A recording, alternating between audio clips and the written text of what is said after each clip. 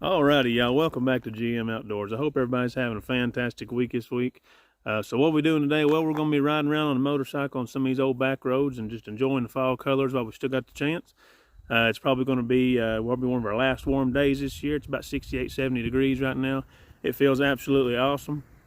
And what better way to enjoy it than on a motorcycle? So I know a lot of y'all probably don't know this about me, but I've been riding motorcycles since I was 15-year-old. And I love them. I've had 6, 7 of them, 8 maybe. I can't. I've lost count how many I've had over the years. But I've only got the one now. I've sold every one of them but this one, and I will always hang on to this one. It's got a lot of sentimental value to me. So we'll go over that here in a minute, though. But I just wanted to take y'all along with me, and like I said, enjoy some of these fall colors. There's something about riding a motorcycle that really is almost therapeutic. You know, you get out there, it's just you and the road, and you go places you normally don't go, and you places you've been, you enjoy them in a different way. So it kind of clears your mind, calms you down, gets you straight with your thoughts and everything, you know. So if you know, you know. So anyhow, come on over here and let's check out this motorcycle. Alrighty, y'all. So this is my 1985 Yamaha Maxim 700. It's got about 16,700 odd miles on it there. Everything on it is original. Ain't a thing wrong with it. Straight out of the 80s. All parts are original on it. The seat's original. It even looks still brand new still. It just blows my mind. The quality of something that stands the test of time, you know. So we changed the carbs on it. Or not changed them, but went through them and I put new O-rings on everything. They started leaking from being dry rotted, and me and my stepdad put a valve cover gasket on the top there. It was dry rotted over the years. But like I said, everything's original. Got 16,764 miles on it. So yeah, I absolutely love this bike. So how do I have it? What's the sentimental value, you're asking? Well, let's talk about it. Alrighty, so why does this bike hold such a sentimental value to me? So as I mentioned earlier, you know, I've been riding bikes since I was 15 years old, 14 and a half, whatever. I was young, a long time I've been riding motorcycles. And I think I owe it to my dad for being the one who got me into it in the first place. Because I remember seeing old photo albums of him, and he had some old Yamahas and Kawasaki's and a couple old BSA bikes, you know, growing up. And so he bought this bike brand new in 1985, which is before him and my mom got married. The story was that he picked her up on this bike on their first date to go to the movies. And then fast forward a few years, and here I am. I was probably 5, 6, 7, 8 years old, and I'm just riding on the back of this bike on that very same seat, you know, the same exact seat. Growing up, I used to ride back there, and we'd hit the back roads. We'd go to parks, state parks, and things, you know. I remember even falling asleep back there a few times, you know. And I think about my daughter, you know, me having her back there on that thing, you know, and falling asleep. How do you not fall off of it? You know, it terrifies me. So, anyways, I remember falling asleep back there a few times. So I guess my subconscious was holding on, you know. But I grew up on, you know, riding this bike. This is my, and then I fast forward a little bit further, you know, I became 15, 14 and a half, 15, and I learned actually how to ride motorcycle on this same bike. And then went and, you know, got my learns from it for driving, finally got my motorcycle license, and I did it all on this bike. And when I turned 16, I remember my dad had put a note on there for me. He surprised me, you know, and put a note on it for me and saying, "Hey, this is happy birthday. I'm actually giving this bike to you now, and hopefully you'll let me ride it from time to time, you know." So this bike holds a lot of value, a lot of sentimental value to me. Now my dad passed away in 2011 of cancer, which a lot of y'all don't know about that either. Probably none of you actually. So this bike holds a lot of sentimental value to me. I will always have this bike, and I'd say whenever my daughter Penny, she's 5 now, she'll be, you know, 6, 7, couple of years, I'll probably end up letting her ride on the back of it with me too, and just kind of keep the tradition going, you know. So yeah, it holds a special place for me, and I will always have this bike, and I'll never sell it. So I'm gonna just enjoy it until as long as I can. So now while I was growing up and going through all these different motorcycles, you know, I kind of lost touch with it, didn't really appreciate this bike So I had it sitting in a building for 10 years or better. You know, the older you get, though, the more you look back on things and you realize, you know, you learn about life, and, you know, I try to stay ahead. You know, you think you know a lot about life, and then 10 years later, you look back to where you are now, and you're like, man, I really didn't have nothing figured out as much as I thought I did, you know. Then 10 years, and by the time you're 100, you know, you may have something figured out. So, anyhow, this bike sat in my stepdad's building for 10 years while I was going in and out buying new motorcycles, you know, I had a crotch rocket, wanted to go fast, you know, had a bunch of cruisers, had a 1900 cruiser, a Yamaha Raider 1900 Stradliner, 950 V-Star. I've always been a Yamaha person, and which is, you know, funny because this is a Yamaha too, you know, and my dad bought it, you know, a long time ago, so, which it probably got something to do with it too, so. But anyhow, it sat in that building for 10 years, and I wanted to tinker around on something, you know. I got to look on the internet. I was looking at an old Honda, like a 350 or 400, something small, just to kind of piddle around with and get it running, you know. And I thought, well, what am I thinking? I got that bike in the building over there, you know. So I went over there and got it fired up and put new spark plugs in it, redid the carburetors on it, and my stepdad helped me put a valve cover gasket on here. And now it's running great, you know, and I'm going to keep it forever. You know, I've got it in my garage now, and I plan on buying a new bike next year. But I'm trying to get my wife to get her learners from it so we can ride, you know, so she can ride the new bike and I'll ride this one, you know. That'd be pretty cool, you know. So, but anyhow, that's why this bike holds such a special place for me, and I'll always have it. So, without further ado, let's get on this motorcycle and start enjoying some of these leaves before the sun goes down, because it's right now 3:15, and that sun is going down quicker and quicker and quicker. So, let's get to it.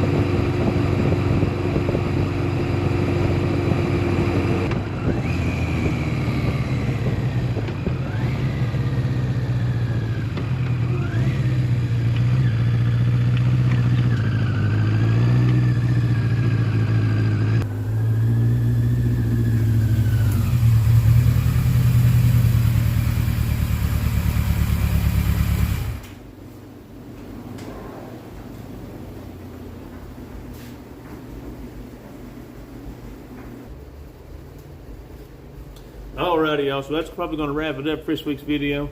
I sure do appreciate y'all coming along with me, and I hope y'all enjoyed the video. My hands were getting a little numb on me on the way home, especially in them shady spots, but we managed to make it, so a little cold. Like I said, probably one of the last warm days to be comfortable out riding around this year, and hopefully we made the best of it. So anyhow, I sure do appreciate y'all coming along with me.